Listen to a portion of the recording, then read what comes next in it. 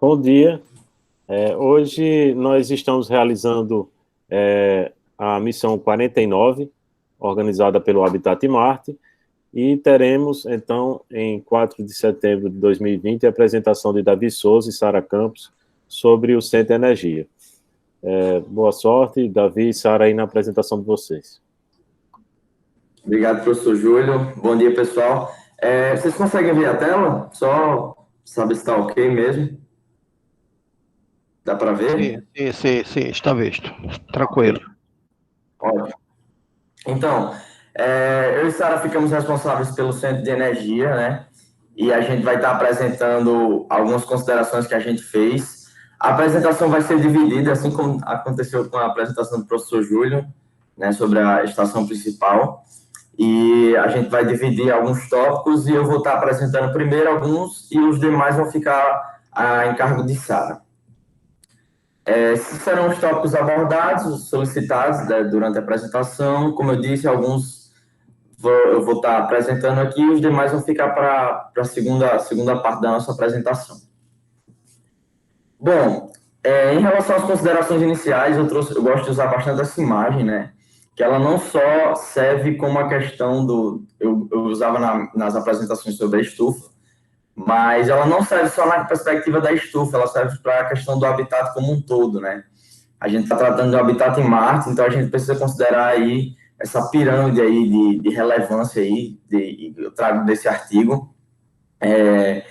E como é possível ver, a gente tem essa pirâmide que ela está interligando a questão dos sistemas energéticos, sistemas industriais, o ecossistema como um todo do habitat, a questão também da construção e dos fatores humanos, né? Então, a nossa apresentação aí, ela vai estar incorporando, vai estar seguindo aí essa temática, né? Apresentando a questão dos sistemas industriais, sistemas energéticos como a base da construção e a perspectiva de vida do ecossistema em Marte, né?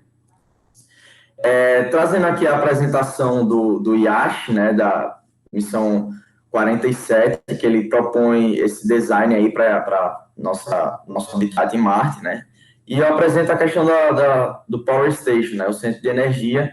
Como vocês podem ver, a proposta de design ela está integrada com uma facility, né, uma estrutura designada para a geração de oxigênio, que é o MOXIE, vou estar apresentando nos próximos slides, a questão da fazenda solar e a tecnologia desenvolvida para a NASA, né, o One Kilo Nuclear Power, né. E como vocês podem ver aí, diferentemente das outras estações, das outras estruturas que são basicamente interconectadas, né, a estação de energia ela vai estar diretamente correlacionada à estação de engenharia, né? Então, a gente tem algumas coisas que vão ser apresentadas aqui, tem em consideração aí esse trabalho colaborativo feito em conjunto com a estação de engenharia. Aqui, só para mostrar mesmo a localização, né, no conceito visual que a gente tem, o centro de energia está localizado a fundo, né, e isso tem um propósito. A gente precisa considerar que a parte de energia, como em si, ela precisa ser bem manuseada, precisa ter uma atenção bem maior, porque é o que vai manter o habitat, o sistema artificial funcionando, né, o sistema de produção de O2 e os Life Support Systems, como a gente chama, né.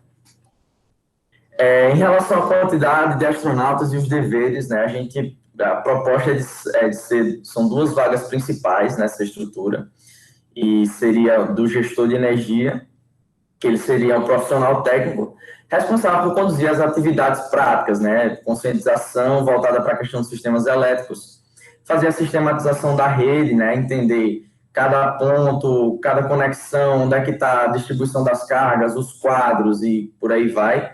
E também incluir a elaboração de cronogramas de monitoramento e manutenção, né? Isso também é muito importante. Precisa ter eu considero bastante a questão da rotatividade aí, entre as 2 vagas, né? Tanto do gestor de energia quanto o engenheiro-chefe, para ter essa questão dos cronogramas, principalmente voltado para o monitoramento, que são as atividades mais simples que vão ser realizadas, né? E a questão do engenheiro-chefe seria o profissional estritamente capacitado, né? Como eu falei, de preferência, vou vender um pouco o peixe do meu curso, né? De preferência engenheiro eletricista, com ênfase em potência, a parte de distribuição, né? Com altas cargas, trabalha com altas cargas, geração de megawatts de potência, por aí vai.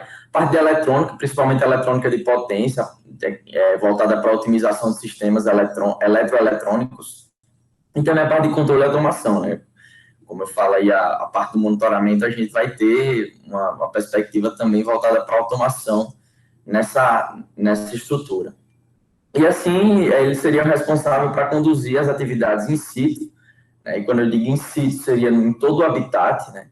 Fazendo a questão das instalações de equipamentos e rotinas de manutenção nos sistemas de produção de geração de energia. De geração de energia, desculpa. Voltada para a parte dos recursos necessários, vale ser considerado que a dimensão do sistema de abastecimento de energia, abastecimento de água, aquecimento, ar-condicionado, não só do centro de engenharia, do centro de energia, mas também como todo o habitat, ele deve ser considerado o número de habitantes e a quantidade de vegetação, a quantidade de verde que vai ter no ambiente, né? Segundo esse administrador aí da NASA, a parte do diretório de missão, James Helter, ele disse que provavelmente, em relação a recursos energéticos, a gente precisaria de um valor aí aproximado de 40 quilowatts de potência na superfície da Lua ou de Marte também, né? Então, para estar mantendo o habitat totalmente operacional, com os recursos necessários, equipamentos e por aí vai, a gente precisaria ter esse valor aí aproximado sendo gerado de energia.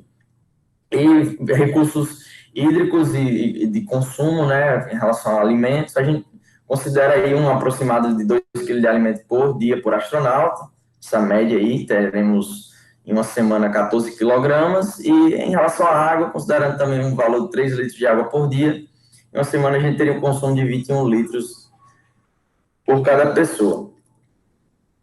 Já em relação a alguns recursos in situ, né, eu gosto de trazer bastante a questão das microalgas, porque é um recurso bastante eficiente, é fácil de ser produzida, a produção de microalgas é feita em fotobioreatores, então são estruturas fechadas, basicamente ela funciona a partir de protocolos, é como um sistema de aquaponia, são alguns protocolos de operacionalização que vai manter o equilíbrio do sistema, e como vocês podem ver aí, ela vai auxiliar na transformação de CO2 em O2 por meio da fotossíntese, a parte da produção de comestíveis, biomassa, proteína, né, para os astronautas, e produção de biocombustíveis. Eu trago 2 exemplos aí, parte da espirulina, que eu sei que ela é voltada para a questão de tratamento de efluentes, produção de alimentos, inclusive na Estação Internacional Espacial é feito o consumo de barra de cereal de espirulina, cereal não, desculpa.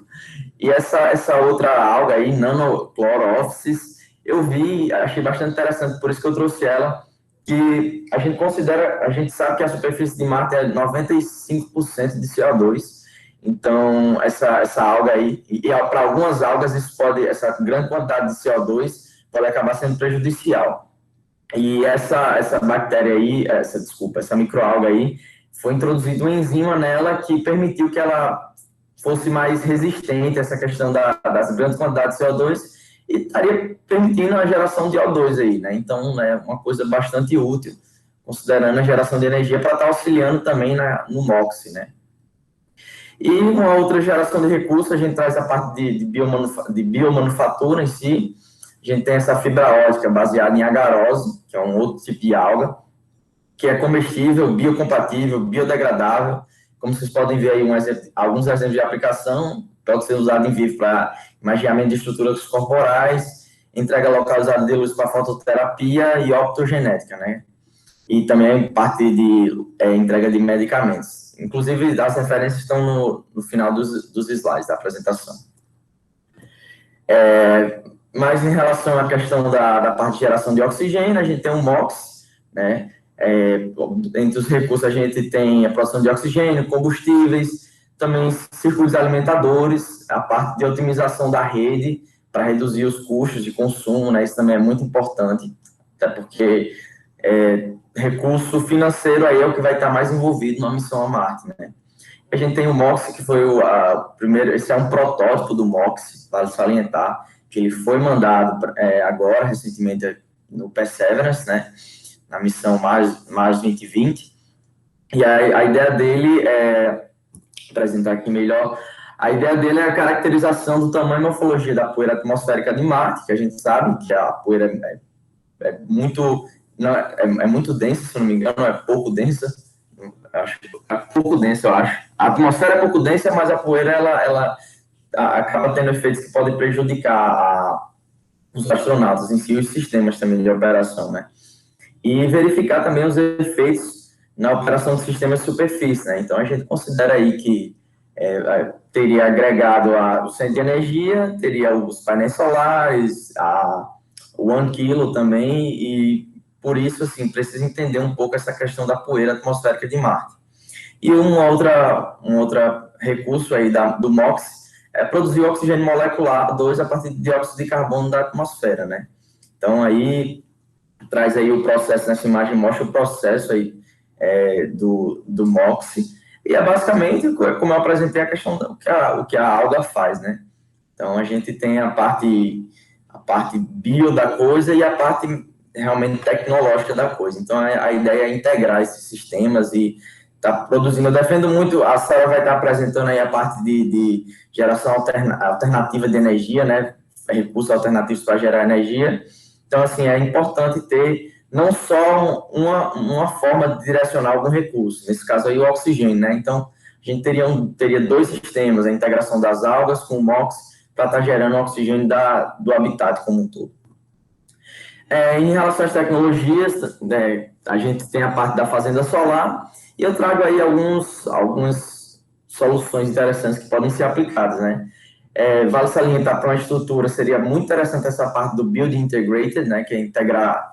Eu trouxe o termo em inglês porque eu achei que representa mais a coisa, né? Vocês podem ver aí nessa figura à esquerda, no canto esquerdo, veio uma estrutura realmente, um edifício todo feito a parte externa dele todo feito de células fotovoltaicas, né? Também trago a parte das células fotovoltaicas maleáveis, né? Para estar integrando ao formato, né, de cada estrutura e aumentando a eficiência, a eficácia do sistema. Trago também a parte dos termosolares, sistemas heliotérmicos, basicamente fazendo muito similar à questão das células fotovoltaicas, só que no caso vai ter uma água circulando e essa água vai ser aquecida pelos painéis solares, vai ter uma concentração, algum feixe de energia concentrado ali que vai aquecer essa água, vai gerar pressão e girar uma turbina, né? Basicamente é isso. E vocês podem ver aí na imagem do canto inferior direito o básico assim de um sistema, a parte elétrica também de um sistema de energia fotovoltaica, né? Vocês podem ver a parte de inversor, isolamento, circuitos conversores, né? E por aí vai. E a parte de aquisição de dados, né? E eu trago também essa outra solução que é proposta por uma startup de Israel que chama Honeycomb Fotovoltaics, que é exatamente essa imagem aí que vocês podem ver, que essa imagem do canto inferior esquerdo, como vocês podem ver, na escala aumentada, é como se uma estrutura fotovoltaica dessa seriam pequenas porções, né? Como a fava. O Honeycomb é a fava, né? Da colmeia. Então, são pequenas porções aí que vão ter espelhos direcionando todos os raios, né, para um foco específico que estaria aumentando a eficiência aí do sistema energético, né, aumentando a produtividade de energia. Falando a questão do kilopower, né, também chamado de CRUST, ele foi projetado, foi um projeto designado para ser seguro, duradouro, confiável, escalonável e só que ele tem um alto consumo de energia, né? A gente como pode ver aí, ele é feito de tubulações aquecidas de sódio, a parte do radiador de titânio e é basicamente um tipo de energia nuclear, né? Então, a parte aqui vocês têm a parte na parte inferior, o córeo, né, de urânio. Então, é basicamente uma energia nuclear que em 2017 foi testada pela NASA, e nesses testes eles conseguiram gerar 100 watts de potência, né? E com essa tecnologia. E considerando essa parte de ser escalonável, né, a gente poderia escalar nesse link aí da referência, ele fala que seria possível escalonar essa tecnologia para 10 quilowatts até megawatts, né? Então, é importante salientar que, como foi mostrado no conceito do IASH, né, no design, é uma tecnologia nuclear, então, desculpa, a parte da segurança aí, ela tem que estar bastante atrelada, por isso a distância do habitat, né, porque se tiver algum problema, alguma catástrofe aí, o dano seria bem grande, né. Mostrando um pouco dessa tecnologia, né, trago esse artigo aí, falando sobre a parte dos radiadores, e como vocês podem ver, esse conceito, essa imagem aí da esquerda, seria um conceito de voo, né, e aí ele faz o conceito de voo para 1 kW de potência, e a ideia dele é que essa parte externa, né, esses radiadores de titânio, ele seria de um formato que ele pudesse se abrir, né? Então, permitindo aí reduzir o espaço ocupado no sistema dentro do foguete, no caso, né? O espaço do payload. Em relação a outras tecnologias de apoio, eu trago aqui algumas soluções aqui da Terra, né? Que podem ser úteis, né? A gente considera as tempestades de areia, né, em Marte, então a gente traz a parte para a fazenda solar, auxiliar na fazenda solar, os limpadores automáticos, né? Então, trago essas duas soluções aí, que é esse robô uma empresa chinesa chamada Chemic, funciona de forma independente, tem um tanque de água para lavar, e, assim, considerando que não é muito interessante ter essa parte do tanque de água para Marte, porque precisa ter uma economia bem relevante de energia, então ele também serve aí, ele funciona sem água, emitindo apenas um jato de ar para remover os resíduos. E considerando que a poeira de Marte ela é bem fina, né, então seria mais fácil aí para estar fazendo essa limpeza com esse jato de ar bem direcionado. E outra tecnologia é essa Quentura Sun Solar Park, que foi uma tecnologia aplicada no deserto do Negev. E como a gente sabe, desertos são ambientes similares, análogos a Marte, né? A gente tem muita similaridade em algumas partes do globo. E então, se essa tecnologia ela se mostrou eficiente no deserto, ela pode ser uma possível solução para ser implementada em Marte, né? Trago também a parte do monitoramento das variáveis do sistema, uso de inteligência artificial, principalmente para a geração de relatórios, né? É basicamente o que o centro de energia vai estar fornecendo para a estação principal, seriam esses relatórios, e a inteligência artificial estaria colaborando com isso, né? Realmente deixar as atividades mais simples. E a questão de acelerar a produtividade da equipe de manutenção, diminuir o tempo de reparo com a priorização de tarefas. Então, assim, com esse monitoramento vai saber exatamente onde tem um problema, onde gerou uma falta, alguma coisa, e vai saber exatamente onde priorizar, né, a manutenção, a intervenção no sistema. A gente tem aí, eu gostei dessa imagem, porque assim, é uma coisa que está disponível no Mercado Livre, né, como vocês podem ver, as referências, é um sistema de monitoramento e, assim, é bem simples, mas que contribuiria bastante, né, estaria gerando dados, gráficos aí do sistema de energia e estaria auxiliando no centro de energia como um todo, né. Eu trago também outra tecnologia, vou ser bem rápido nessa aqui, a tecnologia da JAXA, a Agência Espacial Japonesa, e eles propõem essa ideia aí de tipo um satélite que vai ficar orbitando na atmosfera terrestre e vai ficar direcionando os raios do Sol a todo tempo, assim, vai ficar meio que, ele vai ser fixado, vai rotacionar juntamente com a Terra, só que vai ficar mantendo um ângulo para enviar um feixe direto aí para uma superfície. E por que eu trago isso? Porque eu achei interessante esse termo que eu gostaria de apresentar a vocês, que é o termo knock-on, que é um efeito indireto das pesquisas. Essa pesquisa aí da JAXA, ela foi desenvolvida para ser aplicada aqui na Terra, mas como é de uma agência espacial, né, a gente vê que pode ter algum certo direcionamento aí de estar tentando aplicar isso primeiro na Terra para ver como é que funciona lá em Marte, né? Também seria uma solução bem interessante. Como vocês podem ver, a capacidade de gerar 1 gigawatt de energia, né? E também ele fala que os painéis solares são 10 vezes mais eficientes no espaço, é muito interessante. devido no caso, não vai ter tanta reflexão, né? Orientações para o habitat, a gente teria os indicadores de consumo e controle do uso de energia para cada estrutura, práticas de economia seriam acrescentadas nas rotinas dos astronautas, teriam também direcionamentos básicos, incluindo treinamentos para a questão do manuseio e manutenção preventiva dos equipamentos eletroeletrônicos. Então, isso aí, como eu disse, é um trabalho em conjunto do Centro de Engenharia com o Centro de Energia, né? Então, vai ter que trabalhar em conjunto, esses treinamentos aí, vão ter os engenheiros das duas estruturas que vão estar proporcionando isso. E também relatórios de inteligência capazes de estabelecer a correlação entre diferentes variáveis e maximizar a eficiência energética. Então, cada estrutura aí, ela poderia, seria possível verificar onde deve se priorizar alguma coisa voltada para a gestão, algum equipamento específico de um laboratório, coisas do tipo, para maximizar essa eficiência energética, reduzindo o consumo. Voltada para a parte de protocolos, né? Vou entrar na parte de protocolos e depois a Sara vai trazer a parte do design também. Entrando nessa parte de protocolos para a rotina da infraestrutura, seria basicamente gerenciamento de energia, né? Ficar verificando a parte dos Life Support Systems, sistemas de apoio à vida, e o controle do ambiente, né? Então, vocês podem ver aí algumas partes voltadas para o gerenciamento.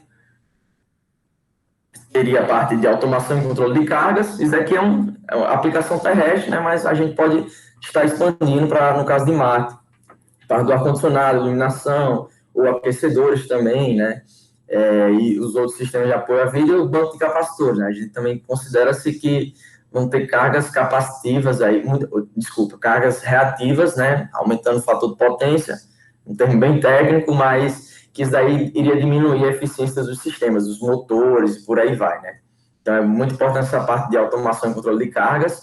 E a parte do monitoramento, principalmente o controle do ambiente, tem a parte de energia, água, gás, temperatura, nível do tanque, né? A gente pega aí a greenhouse, então teria essa parte também, que os níveis do tanque de peixe, os reservatórios de água e o status dos equipamentos, né? Se está ligado, desligado. E também acompanhar as notificações do sistema. Como eu disse, aí seria integrado a inteligência artificial. Então, ela estaria proporcionando os relatórios e vai acompanhando essas notificações, ver se tem algum desvio, alguma irregularidade para ser checado ou até realizar algum tipo de intervenção, né? Eu trago aí essa proposta aí de monitoramento remoto, né? A gente teria a rede elétrica, a geração de energia como um todo, os geradores, os microgeradores, né? As micro-usinas que teriam em cada estrutura também seria muito interessante ter outras micro-usinas de células fotovoltaicas e outros biodigestores e por aí vai, né? Então, cada usina, cada estrutura, ela estaria fornecendo alguma contribuição, assim, a gente precisa considerar que todo esse tipo de... toda solução ela seria útil, né? Então, quanto mais recursos tiver envolvido, melhor. E a questão das baterias, né? Em caso de falha, falta, é importante ter um sistema de backup aí com baterias para alimentar nem que seja os life support systems, né? Os sistemas de apoio à vida. E também evitar grandes perdas. Isso tudo seria agenciado por um controlador, ele estaria sendo direcionado para as infraestruturas, grandes cargas e sistemas de proteção, e teria aí uma interface máquina-operador, mantendo o status dos sistemas e apresentando as variáveis, como eu já falei anteriormente. Protocolo de segurança. Eu trago esses 4 encaminhamentos na parte de segurança, né? A primeira parte seria um isolamento rápido, então verificar se houve alguma falha, falta, curto-circuito, descargas elétricas atmosféricas, isso é muito comum nas tempestades de areia em Marte. Então, teria que, o sistema de proteção ele vai estar aí para ser ativado, no caso, seccionar, né, a falha, onde aconteceu das usinas de geração do habitat como um todo, para evitar uma perda generalizada no habitat, né. A questão dos estados dos equipamentos de proteção, então, verificar se houve a falha, o que é que houve, né, e depois vai ver se realmente esses equipamentos de proteção atuaram, né? Se realmente essa falha persiste ou se é seguro chegar para fazer alguma verificação, alguma coisa no sistema, né? E caso necessário, realmente tem alguma complicação maior, deve ser estabelecida uma ordem de desativação e ativação dos bancos de geradores e baterias reservas, né?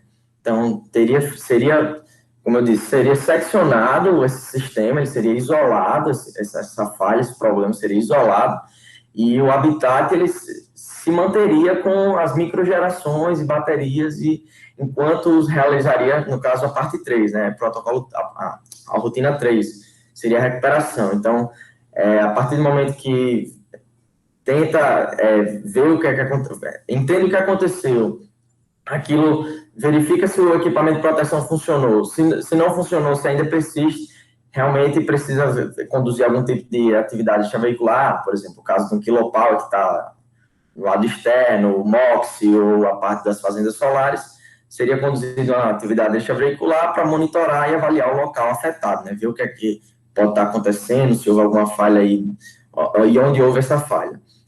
E seria também necessário para realizar o que foi perdido, né? E um cronograma de recuperação. Enquanto isso, enquanto está sendo feita a recuperação,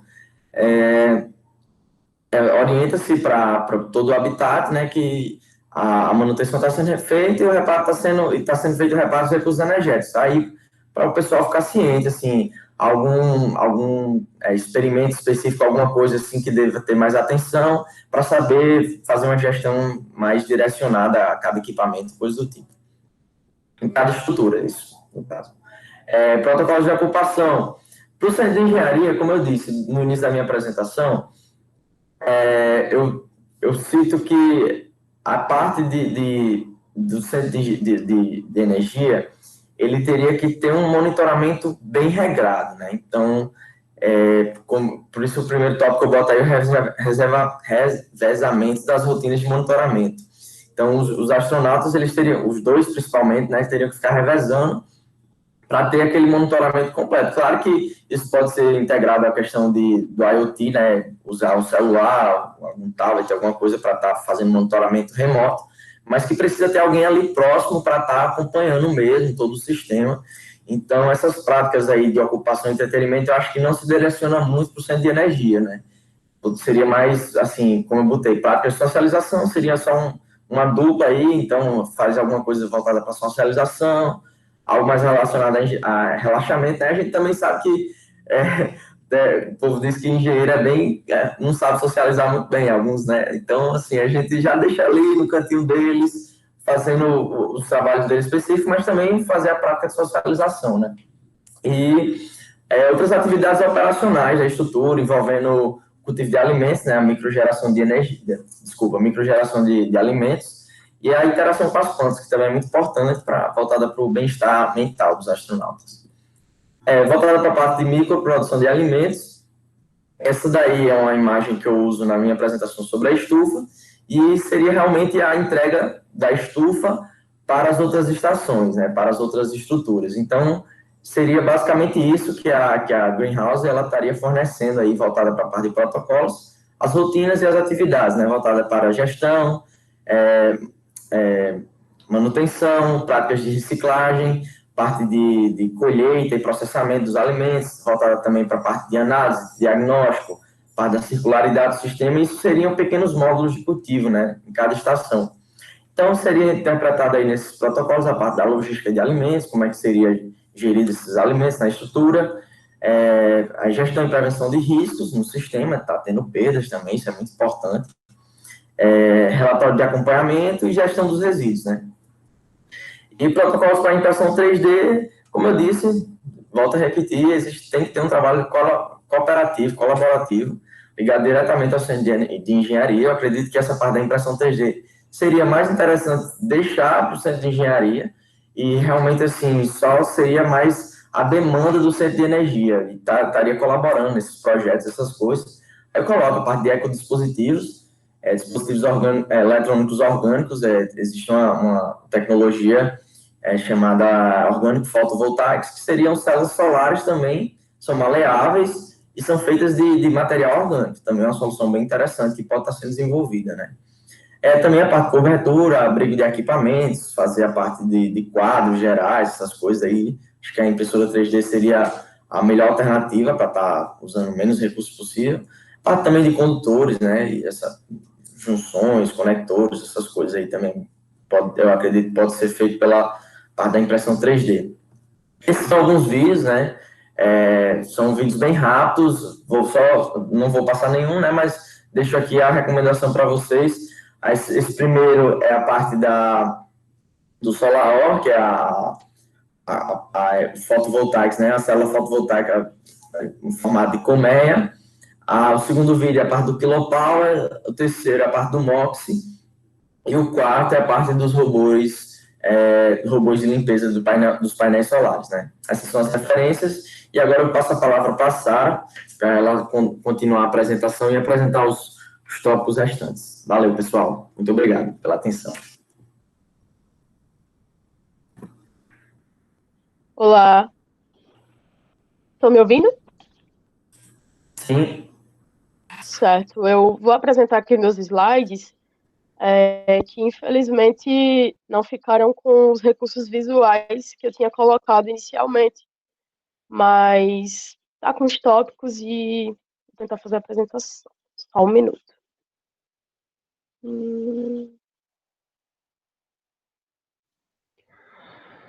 Sara, será que não dá para imprimir como PDF? Aí no PDF ele vai apresentar todos os recursos visuais. É uma sugestão de emergência, mas que não seja para hoje, que sirva para outro momento. Ah, sim, com certeza. É porque começou a dar bugs hoje, aí complicou tudo. Verdade, essas coisas só falham na hora. Boa apresentação. Com certeza.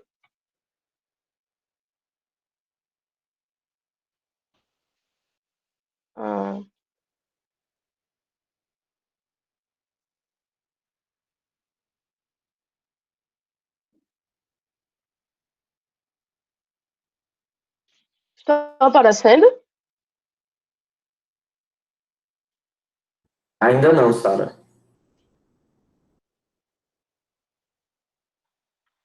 E agora?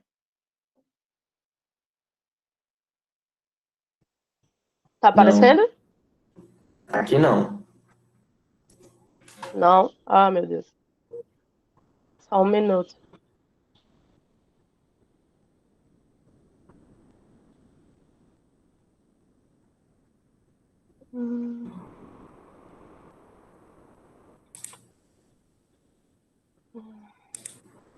Você está apresentando uma janela, Sara? Já está Eu tô aberto? tentando compartilhar. O seu Só um PowerPoint já minuto. está aberto? Já está aberto? Tá sim. Agora vai. Ótimo. Tá certo. Sim, agora vai.